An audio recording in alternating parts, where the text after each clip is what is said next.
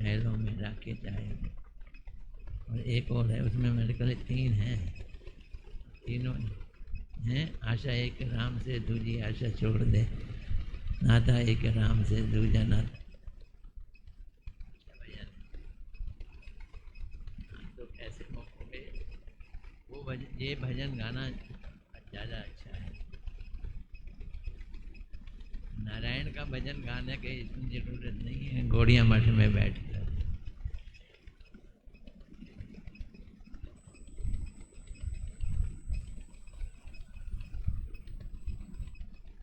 गौड़िया मठ का वो नहीं है, हैं?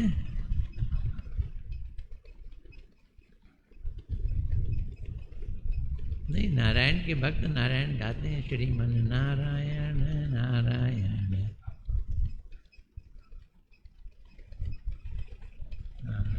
हाँ, तो वो तो बद्री नारायण है ही है, उसमें तो कोई शक नहीं है, बद्री जी नारायण है ही।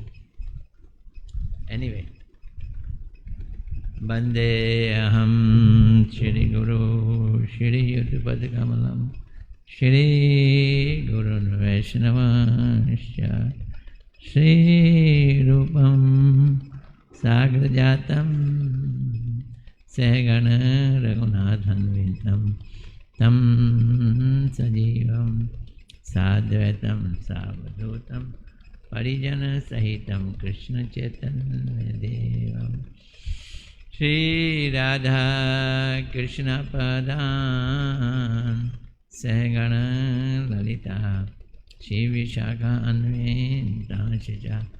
अज्ञानतिम्रन्धस्य ज्ञानाञ्जनशलाकया चक्षुर्मिलितं येन तस्मै श्रीगुरवे नमः। नमो विष्णुपदाय राधिकाय प्रियात्मने श्रीमद्भक्तिवेदान्त नारायण गोस्वामी इति नामने श्री कृष्ण लीला कथने सुदक्षम उदारे माधुर्य गुणेश्य युक्तम वरं वरेण्यं पुरुषं महान्तं नारायणं तमां शिरसा नमामि। वाञ्छाकल्पतरुभ्यश्च कृपा सिन्धुभ्येव च पतितानां पावनेभ्यो वैष्णवेभ्यो नमो नमः। नमो महावदन्याय कृष्ण प्रेम प्रदायिते कृष्णाय कृष्ण चैतन्याय नामने गौरी तुषे नमः। हे कृष्ण करुणा सिंधु दीनबंधु जगतपते गोपेश गोपिका कांति राधाकांत नमस्ते। तप्त कांचन गौरांगी राधे वृंदावनेश्वरी वृषभानुसुतदेवी प्रणमामि हरिप्रिय वृंदाय तुलसीदेवाय प्रियाय केशवस्य च कृष्णभक्ति प्रतिदेवी सत्यवते नमो नमः। श्री कृष्ण चैतन्य प्रभु नित्यानंद श्री अद्वैत गदाधर शिवासादि गौर भक्त वृंद। हरे कृष्णा कृष्णा कृष्णा हरे राम राम हरे हरे हरे कृष्णा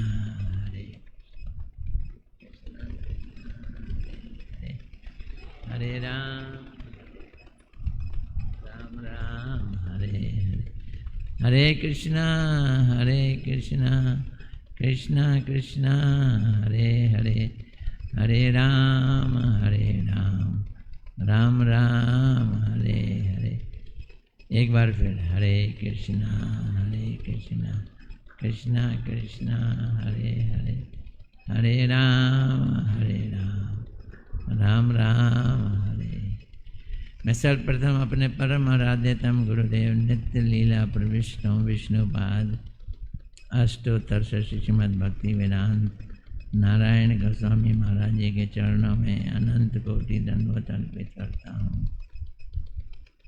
तत्पश्चात समस्त गुरु परंपरा के चरणों में मेरा हृदय से अनंत कोटि दंडवत प्रणाम।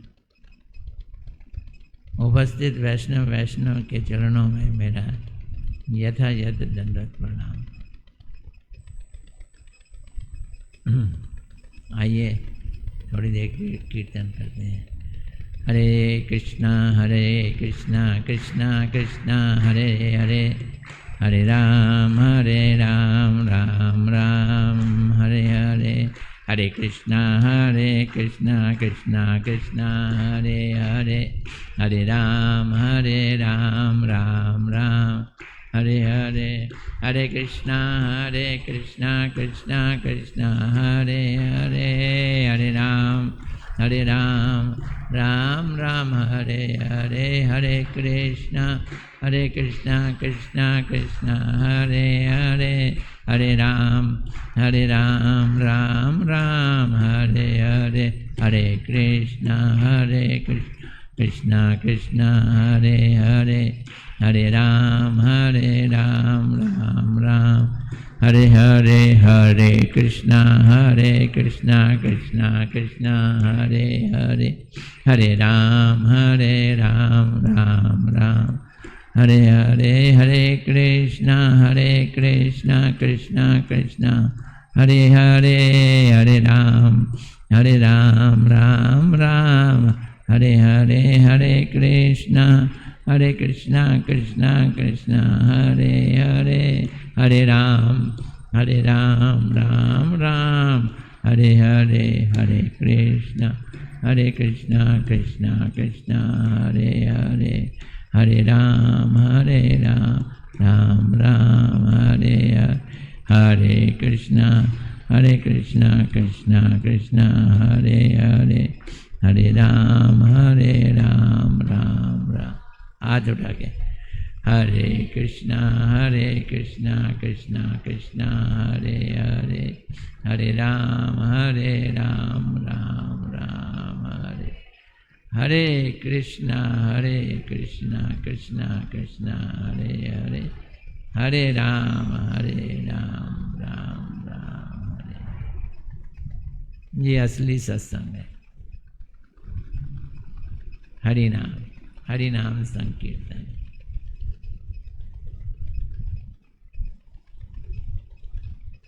एक विचार दे रहा हूँ। मैंने अपने जीवन काल में जब मैं श्रील गुरुदेव से मिला तो उनके साथ बहुत नज़दीकियाँ रही मेरी। गुरुदेव मथुरा में थे, मैं दिल्ली में था, और दिल्ली में उस समय कैलाश हिल में रहता था, जो निज़ामुद्दीन स्टेशन से पास था। ताज चला करती थी दिल्ली से, निज़ामुद्दीन से मथुरा।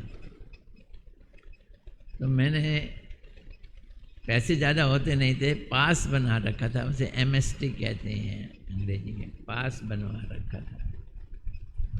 350 रुपये का पास बनता था, उससे दिल्ली मथुरा आप किसी भी ट्रेन में जितनी बार आना जाना चाहो कर सकते हो। तो मैं उसका फ़ायदा उठाकर हफ्ते में कम से कम 4 बार चला जाता था। कहाँ? मथुरा चला जाया करता था, गुरुदेव को मिलता था, उनकी शाम की क्लास अटेंड करता था। दिल्ली से एक ट्रेन चलती थी करीब 12 बजे और एक चलती थी 3 बजे। उन दोनों ट्रेनों को पकड़ता था कोई एक को, और जब गुरुदेव लेक्चर देना शुरू कर रहे होते थे 6:30 बजे, 6:45 बजे, तो मैं मंदिर में पहुंच जाता था, कथा सुनता था। कथा सुनने के बाद गुरुदेव को दंडवत प्रणाम किया। अगर मजबूरी होती थी तो वही ताज जो है ना, शाम को करीब 8 बजे वापस दिल्ली आती थी, उसमें बैठ के दिल्ली आ गए, या फिर रात को रुक गए, गुरुदेव के संग मॉर्निंग वॉक की, और वॉक करने के बाद उनके साथ थोड़ी बहुत मेरी बड़ी अच्छी खासी नोक झोंक प्यार भरी बातें होती थी। फिर 96 में एकदम गुरुदेव विदेश जाने लगे, वो भी साल में एक बार नहीं 2 बार। दिल्ली वालों के, इंडिया वालों के हिस्से में गुरुदेव बहुत थोड़ा रह गए। तो फिर गुरुदेव के साथ संबंध कैसे बनाया जाए, तो मैं ईमेल किया करता था। ब्रजनाथ प्रभु ईमेल पढ़ के सुना दिया करते थे। तो मैंने एक बार गुरुदेव को ईमेल लिखी और लिखा, गुरुदेव आपके चरणों में मेरा अनंत कोटि दंडवत प्रणाम। तो उसी समय गुरुदेव का जवाब आया, मेरे पास इतनी जगह नहीं है।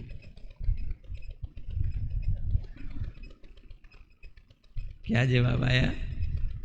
इतनी जगह नहीं है। एक बार विष्णु ने भी ये बात बताई कि मैंने लिखा, एक भक्त ने कहा, गुरुदेव, वो तो सामने था, गुरुदेव आपके चरणों में मेरा अनंत कोटि दंडवत प्रणाम। तो गुरुदेव कहते हैं करो अनंत कोटि दंडवत प्रणाम तो करो। फिर मैंने ये महसूस किया, ये तो सिर्फ होंठों से बोला जा रहा है, अंदर से तो वो मतलब नहीं निकलता है। अंदर से क्या मतलब निकलता है? ये चीज़ है, हम भगवान से, गुरु के चरणों से पूर्ण रूपेण जुड़ जाएं। अनेक बार दंडवत प्रणाम का मतलब है कि मेरा माथा आपके चरणों से बाहर ही ना निकले, मेरा माथा आपके चरणों में ही हमेशा पड़ा रहे। अभी तो नहीं है मेरे पास कविता, कभी मौका मिला सुनाऊंगा। मैंने एक कविता लिखी थी गुरुदेव को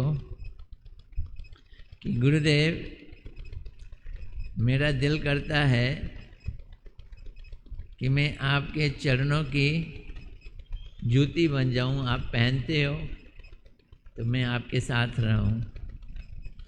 फिर कहा, नहीं गुरुदेव, ये इरादा ठीक नहीं है। कविता है, मैं मौखिक सुना रहा हूँ।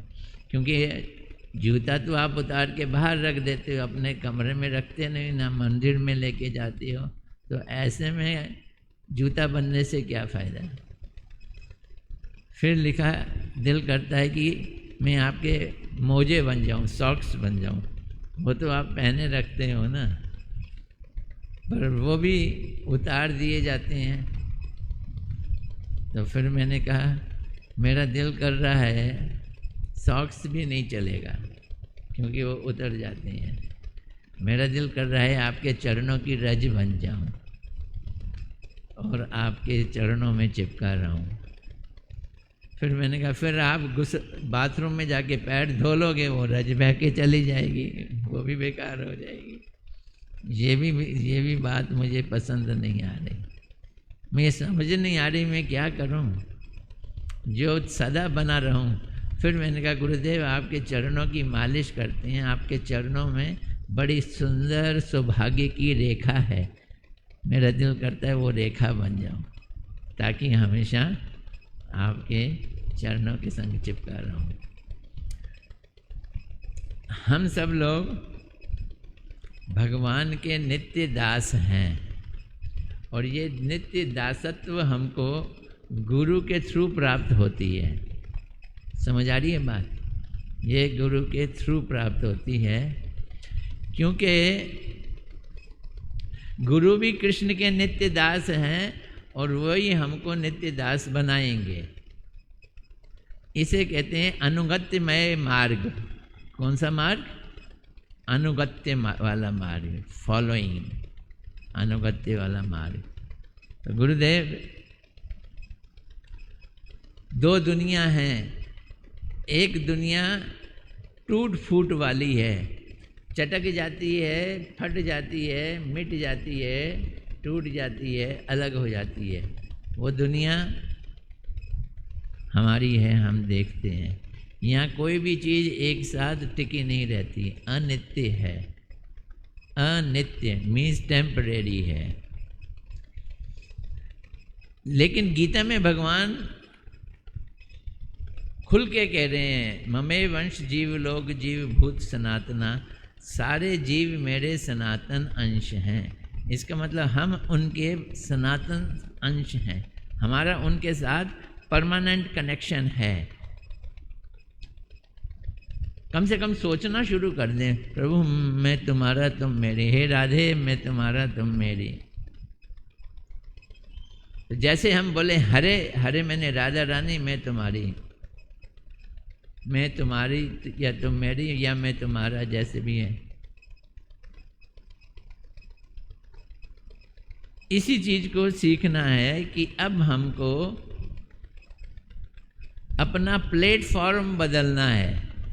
एक प्लेटफॉर्म टूटने फूटने वाला है और एक प्लेटफॉर्म परमानेंट सनातन नित्य सच्चिदानंद है।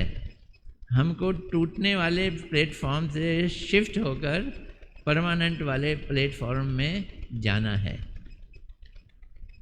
अब ये बात ये चूड़ामणि जी को समझ नहीं आ रही है। चूड़ामणि जी बार बार इसी जिद पे चढ़े हुए हैं कि भाई जो ब्राह्मण के घर में पैदा होगा वो ब्राह्मण होगा, और मरने के बाद फिर ब्राह्मण होगा, फिर भगवान के पास जा सकेगा। तो मैं कल ये प्रश्न लिया था, उसको फिर से दोहरा रहा हूँ आप लोगों के सामने। चूड़ामणि जी कहते हैं, देखिए हमारे शास्त्रों में जो जन्म के द्वारा जाति निरूपित की गई है, जो व्यवस्था बनाई गई है, मुझे तो वही अच्छी प्रतीत होती है और सही प्रतीत होती है। जिसने ब्राह्मण के घर में जन्म लिया वो ब्राह्मण संध्या करेगा, वंदना करेगा, ज्ञान प्राप्त करेगा, मुक्त हो जाएगा। आप इतनी सारी बातें बता रहे हो, मुझे समझ नहीं आ रहा है। श्रद्धा से भगवान का भजन करो, भगवान के हो जाओगे, फिर आप ब्राह्मण से भी ऊपर हो जाओगे। अच्छा, ये श्रद्धा किस चिड़िया का नाम है? प्रश्न क्या आ रहा है? ये श्रद्धा किस चिड़िया का नाम है? अच्छा यही बताओ, ये उत्पन्न कैसे होती है? गीता और भागवत में श्रद्धा द्वारा उत्पन्न भक्ति का उपदेश पाया जाता है। आपने इतने सारे उदाहरण दिए, किंतु जीव उस श्रद्धा को कैसे पा सकता है? जिस श्रद्धा के कारण वो भगवान का क्या बनेगा, भक्त बनेगा, वो कैसे पा सकता है? वैष्णव दास जी ने अच्छा उत्तर दिया। बोलते हैं देखो बहुत सारे श्रद्धा के डेफिनेशंस हैं शास्त्रों में दिए हुए, लेकिन हम गौड़िया मठ वाले, गौड़िया मठ मतलब महाप्रभु जी के भक्त, हम गौड़िया मठ वाले श्रद्धा की क्या डेफिनेशन देते हैं? हमारी डेफिनेशन है, हमारे संप्रदाय में श्रद्धा शब्द का अर्थ इस प्रकार किया गया है, सत्संग में साधुओं की वाणी को सुनते सुनते जब साधक के चित्त में ये भाव पैदा होता है। अब यहाँ पे एक एक लाइन बड़े ही समझने की है। सत्संग में, तो श्रद्धा का सबसे बड़ा कारण क्या है? सत्संग। सत्संग में साधुओं की वाणी को सुनते सुनते, क्या मतलब? कुछ लोग ऊट पटांग साधु भी आकर कथाएं करते हैं तो उसको सत्संग कह देते हैं। महिलाएं लोग मंगलवार को आके ढोलकी ले आती हैं, छैने ले आती हैं और जोर जोर से कीर्तन करती हैं, कभी दुर्गा का, कभी शिव जी का, कभी किसी का, कभी किसी का। इतने कीर्तन करती हैं, और जब वो घर से जाती हैं तो उनसे पूछो कहाँ जा रही हो? सत्संग में जा रही हैं। हमारे यहाँ सत्संग की परिभाषा भी उलट पुलट हो गई है। सत मैंने जो सत है, संग मैंने उसका जो संग करे। हम आपस में मिल बैठेंगे तो सत्संग थोड़ी होगा। कोई सत व्यक्ति होना चाहिए ना, जिसमें जो सत तक पहुंच गया हो, उसका संग करोगे तभी तो सत्संग है। तो वो साधु होगा, उसे साधु कहते हैं। सत्संग में साधुओं की वाणी को सुनते सुनते जब साधक के चित्त में ये भाव आ जाए, अब क्या भाव आ जाए सुनो, एक होता है डू और एक होता है डोंट, क्या करना है और क्या नहीं करना। ये भाव आ जाए कि योग यज्ञ दान तप आदि से कुछ नहीं होने वाला, ज्ञान योग आदि साधनों से जीव का कल्याण नहीं हो सकता, ये भाव आ जाए। कैसे आएगा ये भाव? सत्संग से आएगा। वरना भारत के सभी पार्कों में योगा चलता है, कोई ऐसा पार्क नहीं होगा यहाँ योग नहीं चल रहा। और वो जो जाते हैं वो कहते हैं क्या करने जा रहे हो? हम योगा करने जाते हैं। वो योगा कराते हैं पूरा, फिर ध्यान भी लगाते हैं, ओम का जाप भी कराते हैं, मेडिटेशन भी कराते हैं और फिर समाधि लगाने की बात भी करते हैं। पर मान भी लिया वो ठीक है, मान भी जाओ वो ठीक है, जिसमें यम नियम आसन धारणा वगैरह ऊपर तक पहुंचने के ढंग हैं। इस योग की प्रक्रिया से हम पहुंचेंगे कहाँ तक? कहाँ तक पहुंच जाएंगे? स्वर्ग चले जाएंगे, ब्रह्मलोक चले जाएंगे, कुछ रिद्धि सिद्धि आ जाएगी, हनुमान जी की तरह छोटे हो जाएंगे, बड़े हो जाएंगे। योग से ये मिलेगा। और ज्ञान से क्या मिलेगा? ज्ञान एक ऐसी वैराग्यमयी शिक्षा है, जब आदमी को इतना वैराग हो जाए वो घर बार छोड़ के जंगल में जाकर एकदम निराकार में ध्यान लगाता है कि मुझे मुक्ति मिल जाए। इस ऐसे व्यक्ति को ज्ञानी कहते हैं। क्या कहते हैं? ज्ञानी। और इस सिद्धांत को ज्ञान कहते हैं। तो जब हमें साधु संग में, सत्संग में ये पता चल जाए कि ज्ञान, त्याग, तप, योग किसी काम के नहीं है, किसी काम के नहीं है। श्री हरि के चरणों में अनन्य भाव से शरण लिए बिना जीव की कोई गति नहीं है, नहीं है, नहीं है। कृष्ण के चरणों में शरण लेनी पड़ेगी। अब कृष्ण की मूर्ति नहीं होगी, उनके चरण ही नहीं होंगे तो हम चरण देखेंगे नहीं। जब देखेंगे नहीं तो शरण कैसे लेंगे, उसमें माथा कैसे रखेंगे? तो इसलिए विग्रह होने बहुत जरूरी है। राधा जी के चरण नहीं दिखाई देते, दिल तो करता है राधा जी के चरणों में शरण ले लें, लेकिन वो साल में एक ही बार अपने चरण दिखाती हैं। तो भक्त लोग 1 साल तक इस बात का इंतज़ार करते हैं, राधा जी के चरण, राधा जी के चरण। और जिस गोपाष्टमी में चरण दिखाए जाते हैं उसमें भीड़ की भीड़ चली आती है सिर्फ देखने के लिए। क्या? राधा जी के चरण। तो अभी असली में तो राधा जी तो मिली नहीं, असली में कृष्ण मिले नहीं, लेकिन वही कृष्ण और राधा जी यहाँ विग्रह बनकर खड़े हैं। वो राधा कृष्ण से अलग नहीं है। इनके चरण और वास्तव में कृष्ण के चरणों में कोई अंतर नहीं है। इन्हीं चरणों की क्या ले लो? शरणागति ले लो। इन्हीं चरणों की शरणागति।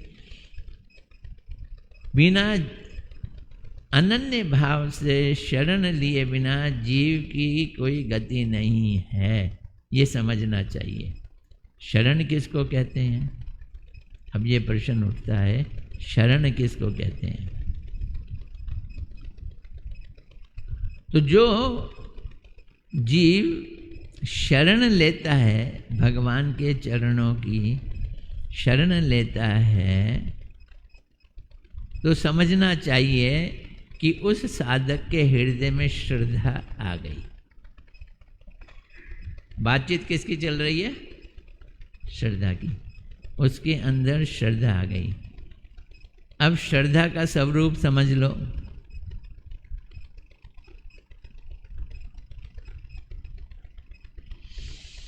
तो किसी चीज के दो लक्षण होते हैं, एक बाहरी और एक अंदर का। एक लड़का एक लड़की को बहुत प्यार करता है, अंदर का लक्षण है, ये तो अंदर से प्यार करता है, वो भले भाव डाले या ना डाले, मिले ना मिले, ये तो कौन सा लक्षण है? अंदर का लक्षण है। बाहरी लक्षण क्या है कि वो चक्कर कहाँ के काटता है, वो कौन सा लक्षण है? वो बाहरी लक्षण है। तो एक अंदर का लक्षण और एक बाहरी लक्षण। इसी तरह से श्रद्धा के भी दो लक्षण हैं। एक तो श्रद्धा इटसेल्फ, वो अंदर की है, मेरी भगवान के लिए कितनी श्रद्धा है ये मैं जानता हूँ। अब किसी दुकानदार से डोनेशन लेने के लिए जाओ, उसने आपको 10 रुपए की पर्ची काटी, प्रभु जी घोड़िया मठ का फंक्शन हो रहा है, आप 10 रुपए की पर्ची काट रहे हो, यहाँ तो लाखों में खर्चा हो रहा है, कुछ तो दो, 1-2 हज़ार तो दो। हमारी श्रद्धा है जितनी उतनी देंगे। मैंने कहा समझ गए क्या, श्रद्धा कितनी है? कितनी है? 10 रुपए की श्रद्धा है। आपकी श्रद्धा कितनी है? 10 रुपए की श्रद्धा है। तो जब वो कहता है कि हमारी श्रद्धा जितनी है उतने ही देंगे और श्रद्धा दिख गई 10 रुपए की, ये श्रद्धा का भारी लक्षण है। कौन सा लक्षण है ये? भारी लक्षण है। अंदर का लक्षण, अंदर का लक्षण, उसके अंदर श्रद्धा है ही नहीं। 10 रुपये दे दिए उसने, वो भी कि तुम आए हो तो यहाँ से जाओ किसी तरह से। लेकिन हमारे शास्त्रों में शरणागति का हरि भक्ति विलास में बड़ा सुंदर श्लोक दिया है।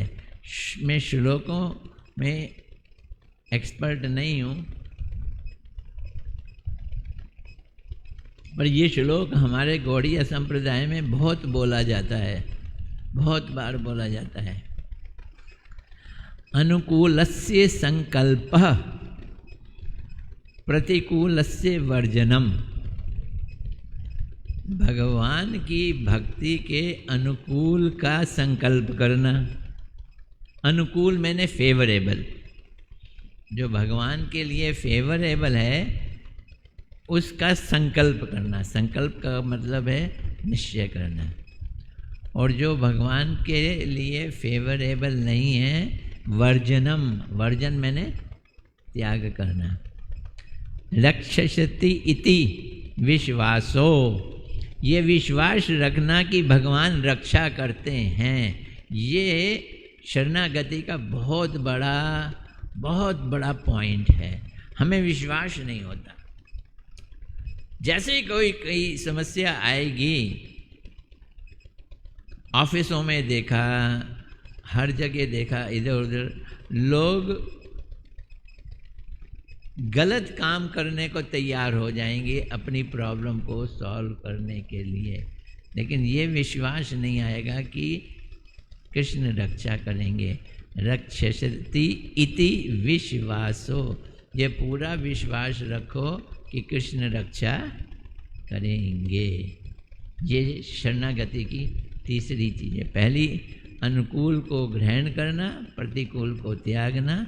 रक्षसति इति विश्वासो गोप्तृवर्णम तथा, और जो तुम्हारे पास है उसको बचा के रखेंगे तुम्हारे लिए।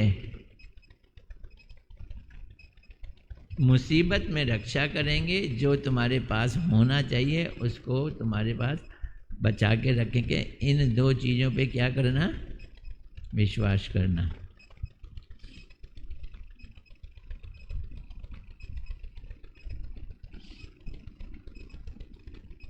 कितने हो गए? 4 हो गए। आत्म निक्षेप, आत्म अपने आप को दे देना, इसे कहते हैं आत्मनिवेदन। ये भी शरणागति की क्या है? ये लक्षण है। ये बाहर के लक्षण है, ये अंदर वाले लक्षण नहीं है। और तीसरा है दीनहीन होना, कार्पण्य। षड्विधा शरणागति, जो दीनहीन होता है, इस प्रकार से ये 6 चीज़ों की शरणागति होती है। हरि भक्ति विलास में बतलाया। तो ये तो मैंने इस श्लोक का अपने ढंग से अनुवाद किया। यहाँ पे क्या कह रहे हैं वैष्णव महाराज?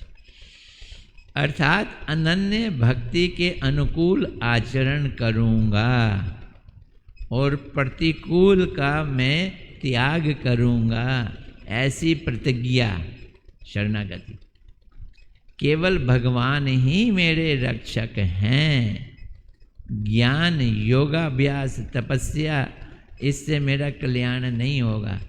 लोग बाग एस्ट्रोलॉजरों के पास चले जाते हैं, फिर वो कहते हैं ये वाली अंगूठी पहन लो, ये वाला वो पहन लो, ये शनि का मंत्र पढ़ लो, ये बृहस्पति का मंत्र पढ़ लो, तुम्हारा शुक्र कमज़ोर है, शुक्र का मंत्र पढ़ लो। बहुत सारे लोग तो तंत्रों के पास जाते हैं। मैंने एक सच्ची कथा सुनी, सच्ची,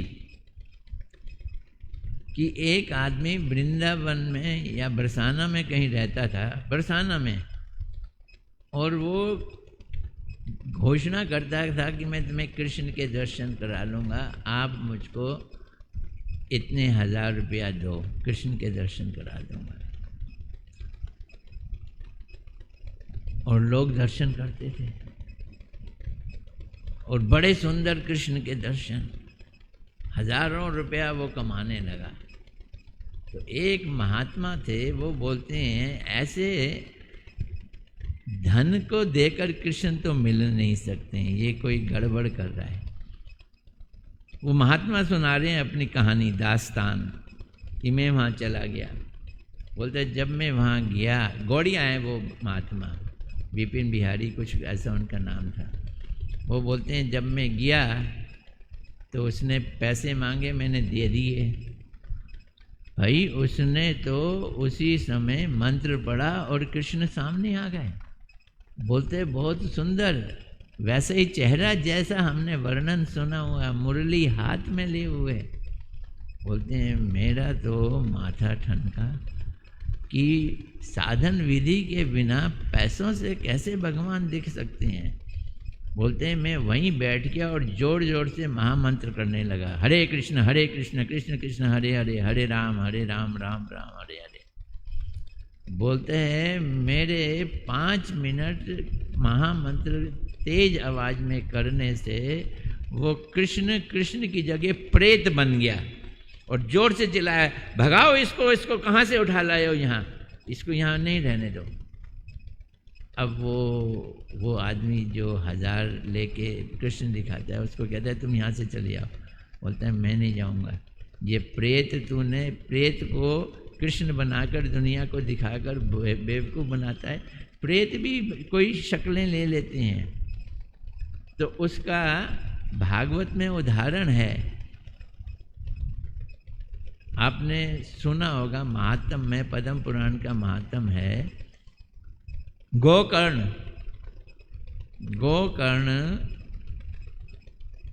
अपने घर को छोड़ के चला गया। माता मर गई, पिता भी मर गए, और एक भाई था, उसको वैश्याओं ने मार दिया और वो भूत बन गया है,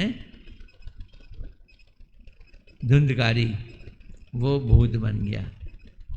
तो जब गोकर्ण कई दिनों के बाद अपने घर आया, जो खंडहर बन गया था उसे साफ सूफ करके वहाँ लेटा, तो वो धुंधकारी भूत बनकर उसके ऊपर अपने तरह तरह के वो दिखा रहा था।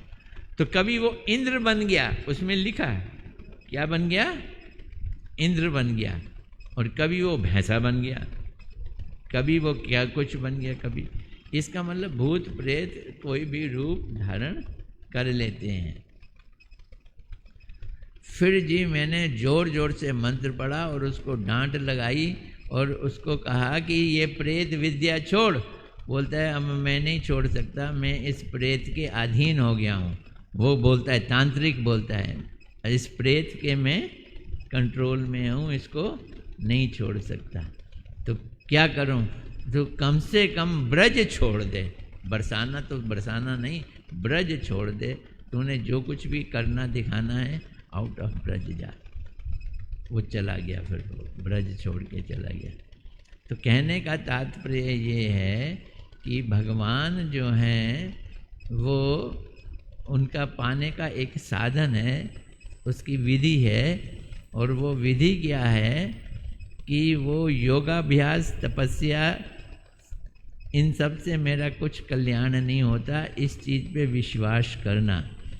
मेरी अपनी चेष्टा के बावजूद भी मेरा कुछ लाभ नहीं होने वाला, अथक अथवा अपना पोषण आप नहीं मैं कर सकता। क्यों? क्योंकि मेरा पोषण भगवान करते हैं। यथाशक्ति सेवा करूँगा, वे हमारा पालन पोषण करते हैं। ऐसी निर्भरता, और मैं कौन हूँ ये जानना, मैं उनका हूँ, उनकी इच्छा को पूर्ण करना ही मेरा कर्तव्य है, ऐसा आत्मनिवेदन भगवान को कर देना, आत्मनिवेदन।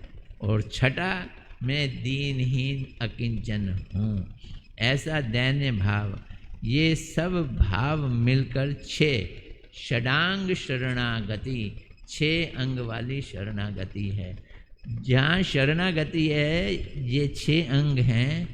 श्री गौर हरि श्री श्री राधा रमन बिहारी जो की है, यहाँ षडांग शरणागति है, 6 अंगों वाली शरणागति है। ऊपर से दिख रही है, ये बाहर के अंग हैं।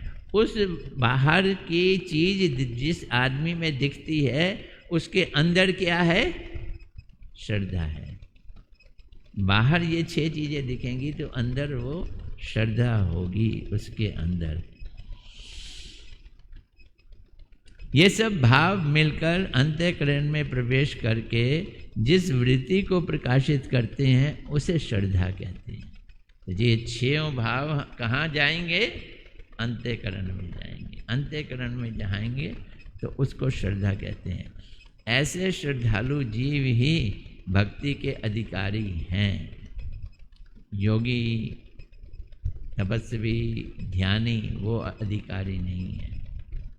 बार बार इस चीज को कहा जा रहा है।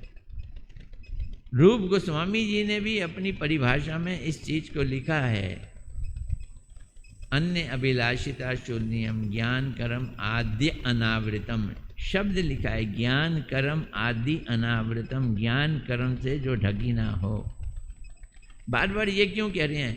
क्योंकि 99.999% लोग तपस्या, योग और जो जादू दिखाते हैं, चमत्कार दिखाते हैं, टोना दिखाते हैं, उन लोगों के प्रति आकर्षित होते हैं, योगियों के प्रति आकर्षित होते हैं, ज्ञानियों के प्रति आकर्षित होते हैं। कई लोग ऐसे हैं जून के महीने में आग जलाकर बैठ के तपस्या करते हैं, सर्दी में वो क्या कहते हैं ऋषिकेश में जाकर वहाँ ठंडे पानी में बैठ के रात रात भर तक तपस्या करते हैं। और हम कहते हैं असली तो भक्त ये है, असली भक्त ये। हम लोगों की दिमाग में तपस्या, योग, इस चीज़ का बहुत महिमा भरी पड़ी है। भक्ति के शास्त्र ये इसके प्रति हमारी जो विश्वास है उसको तोड़ता है। ये विश्वास टूटेगा तो ये विश्वास आएगा कि भगवान की भक्ति सबसे श्रेष्ठ है, बाकी सारी चीज़ें श्रेष्ठ नहीं है।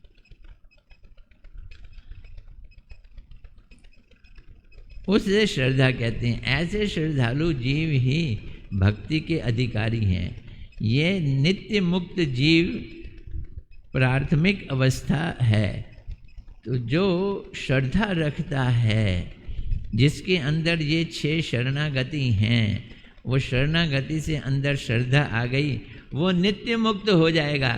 पर श्रद्धा उसकी फर्स्ट स्टेज है, प्राथमिक स्टेज है, अभी हुआ नहीं है मुक्त।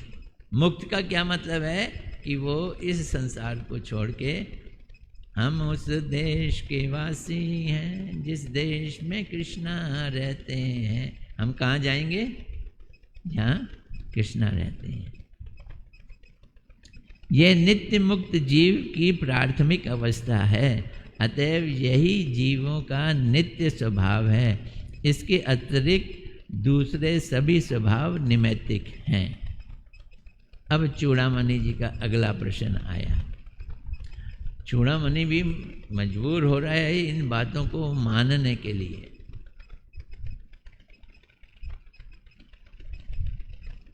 समझ गया, शुरुआत की उसने, समझ गया। नहीं तो ब्राह्मण कहे मैं समझ गया, बड़ा मुश्किल काम है। किंतु आपने अभी तक ये नहीं बतलाया कि श्रद्धा किसे कहते हैं। अभी इतना सुन के भी अभी उसको अच्छी तरह से समझ नहीं आया श्रद्धा किसे कहते हैं।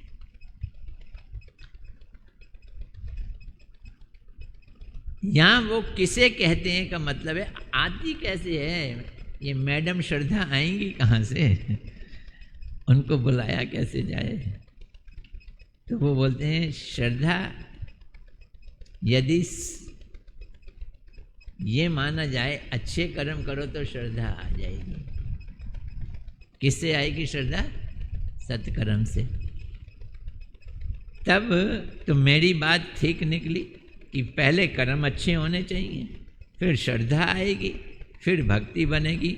अच्छे कर्म करने के लिए ब्राह्मण होना बड़ा जरूरी है। और तो कहानी घूम के वहीं आ जाती है जब हमारी शुरू हुई थी। देखो, हलवाई जलेबियाँ बनाता है, उससे ज़्यादा ये लोग जलेबियाँ बनाते हैं। सीधी सादी बात को घुमा घुमा के चाशनी में डाल कर देते हैं। क्योंकि वर्ण आश्रम के सत्कर्म और स्वधर्म अच्छी तरह पालन करने से ही तो श्रद्धा उत्पन्न होगी। अब मुसलमानों की बात कर लो, उनके तो सत्कर्म होते ही नहीं हैं। ना उनके सत्कर्म होंगे, ना उनमें श्रद्धा आएगी, ना उनमें भक्ति आ सकती है। अब वैष्णव दास ने एक लाइन कही है। वो लाइन हमारे गुरु महाराज जी बहुत बार कहते थे, बड़े उदाहरणों से समझाते थे। नहीं भाई, सत्कर्म से नहीं, सुकृति से श्रद्धा उत्पन्न होती है।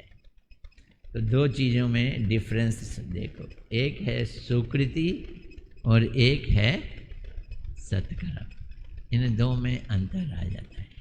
सत्कर्म का मतलब है वर्च्यूज, और पाप कर्म का मतलब है सिन। लेकिन सुकृति का मतलब है ऐसी कृति जिसका संबंध भगवान और भक्तों से हो। नाइदर सिन नॉर वर्च्यूज। श्रद्धा सुकृति से उत्पन्न होती है। अब उन्होंने बृहद नारदीय पुराण में से कोट बताया, भक्तिस्तु भगवत संगेन परिजायते। ये श्रद्धा कहाँ से पैदा होती है? तो वो बोलते हैं भक्ति जो है भगवान के भक्तों के संग से पैदा होती है। सत्संग प्राप्ते पुंभी सुकृते पूर्व संचिते।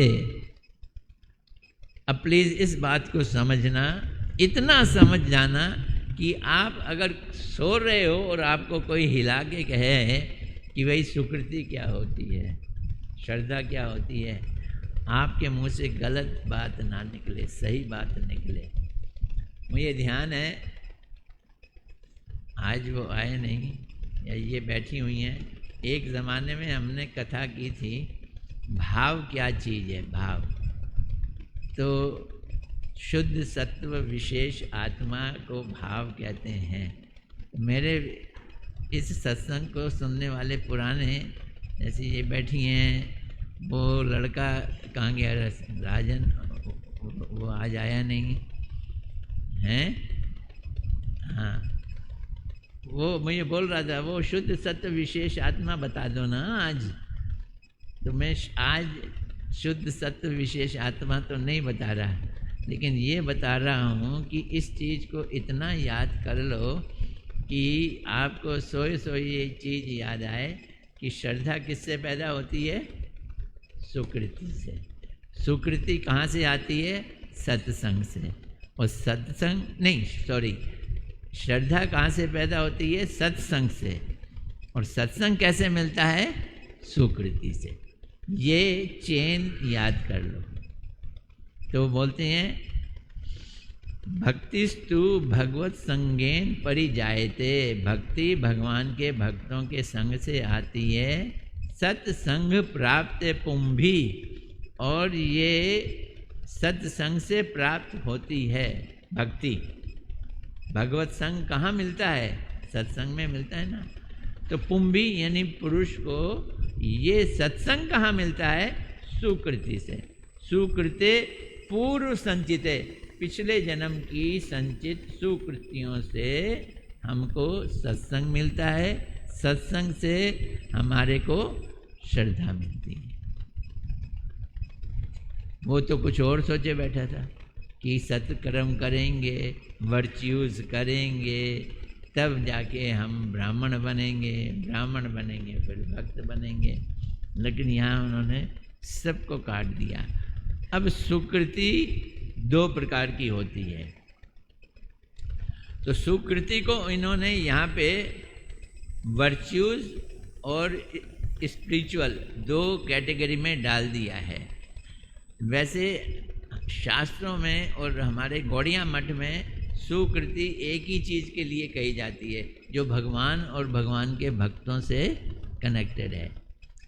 अब जैसे अनित्य सुकृति और नित्य सुकृति यहाँ दो बता दी हैं। तो संसार के वर्च्यूज वाली जो सुकृति है, सुकृति मैंने अच्छी कृति, वो अनित्य है। जिस सुकृति से सत्संग और भक्ति का लाभ होता है वही असली सुकृति है, उसे नित्य सुकृति कहते हैं। जो सुकृति क्या देती है? आंख मीच के, मैं कह रहा हूँ ना, याद करो। क्या याद करो? सत्संग कैसे मिलता है? हर किसी को तो सत्संग मिलता नहीं है। सत्संग कैसे मिलता है? अब मैं आपको सुकृति की दो घटना भी सुनाऊंगा। सुकृति की, जिस सुकृति से भुक्ति और मुक्ति मिलती है वो निमैतिक सुकृति है। उस सुकृति का यहाँ चर्चा नहीं कर रहे हैं। जिसका फल नित्य होता है वह नित्य सुकृति है, और जिसका फल नित्य नहीं होता वो अनित्य सुकृति होती है। अब सुनो, मैं ये जैव धर्म के में इसी पॉइंट पे हम अभी रुकेंगे। इसलिए रुकेंगे क्योंकि मैं कुछ सुनाने जा रहा हूँ जो आप लोगों ने पहले भी सुना होगा। एक असुर राजा बलि, मालूम है, वो खूब यज्ञ कराता था और ब्राह्मणों को क्या करता था? दान देता था। यहाँ तक कि भगवान वामन भगवान ब्राह्मण बन के आए और उससे कितने ज़मीन मांगी? 3 पग ज़मीन मांगी। तो बलि महाराज ने कहा ले लो।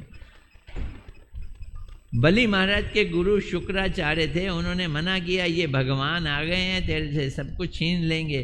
बोलते बड़े मज़े की बात है, हम तो यज्ञ कराते हैं, यज्ञ में बुलाते ही भगवान को हैं और उनको देते ही हैं। आज वो स्वयं आ जाएं तो भगवान आए तो लिए बिना जाएंगे नहीं, और अगर भगवान नहीं है तो 3 पग ज़मीन दे ही दूंगा मैं उनको। यानी कि आँख मीच के देने का काम, ये प्रवृत्ति, ये उनकी नेचर किसकी थी? बलि महाराज की। तो मैंने कहीं कथा में सुना, किसी शास्त्र में नहीं पढ़ा, अपने गुरुदेव से भी नहीं सुना, गुरुदेव को सुनाया ज़रूर था मैंने ये पढ़ा कि एक, ये सुना चुका हूँ मेरे खेले आदमी, एक आदमी चोर था, उसके गुरु ने कहा कि तुमको सत्संग नहीं सुनना, लेकिन वो सुनता, और अगर सत्संग आए तो कानों में उंगली दे देना, वो दे देता था। लेकिन एक बार क्या हुआ कि उसकी वैश्या से प्रेम हो गया। वैश्या कहती है मेरे लिए कुछ गिफ्ट लाओ, तो वो इतने सारे गिफ्ट ले आया कि उसके दोनों हाथ भर गए। अब वो गिफ्ट लेके जा रहा था, रास्ते में मंदिर आया, मंदिर में सत्संग सुनाई दिया, अब वो कानों में उंगली नहीं डाल सका। तो उसने सोचा मैं तेज़ी से भागूं और भाग के निकल जाऊं, सुनूंगा नहीं, सत्संग नहीं सुनूंगा। लेकिन फिर भी वो जो महात्मा थे वो माइक पे बोल रहे थे, स्पीकर पे जोर से आवाज़ आ रही थी कि ज़िंदगी के किसी भी क्षण में ऐसा लगे कि आखिरी समय आ गया है, जो कुछ तुम्हारे पास है उसको भगवान को दे दो। और वो इतनी तेज़ी से भागा कि एक पत्थर से उसका टक्कर लगी और वो एकदम उछल के कलाबाजियाँ खाता हुआ, उसको माथा जो है वहाँ पे एक सीढ़ी आ रही थी, सीढ़ी के कोने पे जाके माथा जा टकराया और उसको पता चला कि अब ये उसका आखिरी समय है। और उसने अपने हाथ में जो कुछ था वो किसको किया, भगवान को दे दिया। ये सुकृति, इस सुकृति के कारण वो अगले जन्म में असुर जाति में पैदा हुआ, लेकिन बलि महाराज बना। उसने हमेशा सब कुछ दान दिया। इसी तरह से गुरुदेव सुनाते थे कि एक आदमी अपने घर बार छोड़कर वैश्या के साथ रहने लगा। उस वैश्या ने जब उसका पैसा ख़त्म हुआ, उसको भला बुरा कहा, तो वो मरने के लिए चला गया। लेकिन जिस मरा तो नहीं, पर रात भर जगा रहा, खाया नहीं पिया नहीं। वो नरसिंह चतुर्दशी का दिन था और नरसिंह चतुर्दशी वाले दिन भूखा प्यासा रहकर एक खंडर के चक्कर लगाता रहा, वो भी भगवान के मंदिर का खंडर था। फिर वापस आ गया, अब वैश्या से फिर दोस्ती हो गई। वही आदमी मरने के बाद क्या बना, प्रहलाद महाराज बना, क्योंकि उसके जीवन में एक सुकृति हो गई। क्या सुकृति हो गई कि उसने नरसिंह चतुर्दशी वाले दिन व्रत रख लिया, कुछ खाया नहीं, कुछ पिया नहीं। इसलिए ये जो भगवान और भगवान के भक्तों से संबंधित घटनाएं हो जाती हैं, वो कई जन्मों की सुकृति इकट्ठी होती हैं। तो अब प्रहलाद महाराज को सत्संग मिला, माँ के गर्भ में ही मिला। कैसे मिला वो माँ के गर्भ में, वो नारद जी का सत्संग मिला। ऐसे ही बलि महाराज जी को भी सत्संग मिला, उसके कारण वो इतने भगवान के भक्त बन गए। तो कहने का तात्पर्य है, सुकृति जो है नित्य नित्य सुकृति भगवान की और भगवान के भक्तों की जाने अनजाने में सेवा करने से प्राप्त होती है। और सुकृति के प्राप्त होने से हमको सत्संग मिलता है, और सत्संग के प्राप्त होने से हमारे अंदर श्रद्धा आती है। ये लाइन आप याद रखेंगे, कल हम इसके आगे का पाठ करेंगे। हरे कृष्णा कृष्णा कृष्णा हरे हरे, हरे राम राम राम हरे हरे, हरे कृष्णा कृष्णा कृष्णा हरे हरे, हरे राम राम राम हरे हरे, हरे कृष्णा कृष्णा कृष्णा हरे हरे, हरे राम राम राम हरे। कोई प्रश्न है आज की बातचीतों से? कोई? मेरी आवाज़ आज ठीक थी ना? आज मैंने वो नहीं लगाया, इसलिए माइक से बोल रहा था और माइक से अपनी आवाज़ खुद सुन रहा था।